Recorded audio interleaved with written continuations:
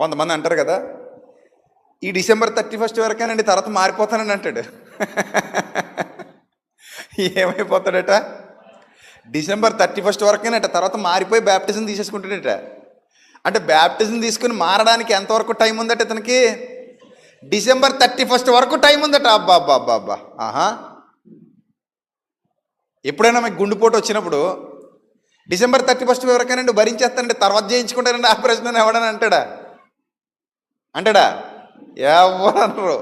గుండెపోట్లకి ముహూర్తాలు ఉండవు. ఇదిగో మా ఆయన గారు గుండెపోటు వచ్చింది, ఏ ముహూర్తానికి చేయించమంటావు అని ఏమైనా ఫోన్ చేస్తారా? ఎక్కడైనా చూసారా? ఉండదు. ఇక మా ఆవిడకి అపెండిసైటిస్ ఆపరేషన్ చేయించాలి, 24 గంటల నొప్పి వచ్చింది, ఏ ముహూర్తానికి చేయించమంటావు ఏంటి అని ఏమైనా చేస్తారా ఫోను? అలాంటి వాటికి ఫోన్లు ఉండవు. వెంటనే వెంటనే లగెత్తికి వెళ్ళిపోవడమే.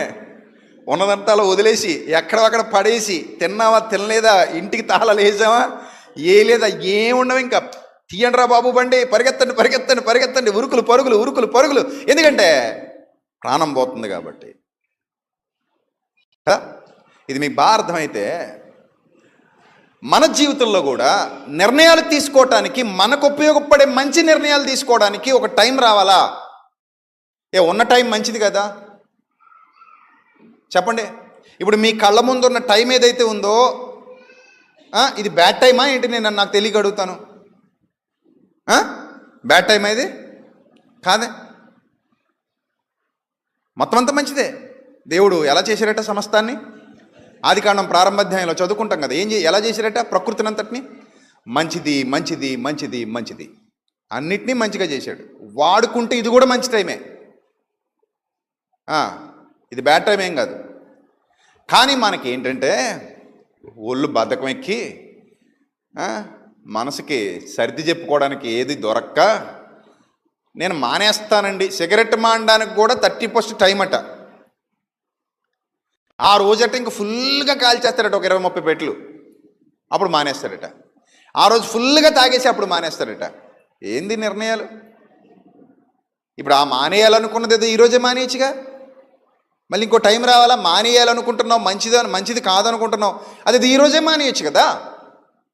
మళ్ళీ నీకు దానికి ఒక టైం పెట్టుకొని ఆ టైం వరకు వెయిట్ చేసి అప్పటి వరకు అవయవాలు పాడు చేసుకుని అప్పుడు మానడం ఎందుకు కదా.